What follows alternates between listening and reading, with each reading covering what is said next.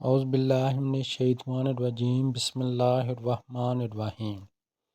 نماز عید سے پہلے قربانی۔ سوال ہے کہ کیا نماز عید سے پہلے قربانی کرنا جائز ہے؟ جواب: نماز عید سے پہلے جانور ذبح کرنے سے قربانی نہیں ہوگی۔ حضرت برا بن عازب رضی اللہ تعالیٰ عنہ بیان کرتے ہیں کہ رسول اللہ صلی اللہ علیہ وآلہ وسلم نے یوم نحر کو ہمیں خطبے میں فرمایا، کوئی شخص نماز عید پڑھنے سے پہلے قربانی نہ کرے۔ مسلم شریف حدیث نمبر 4961۔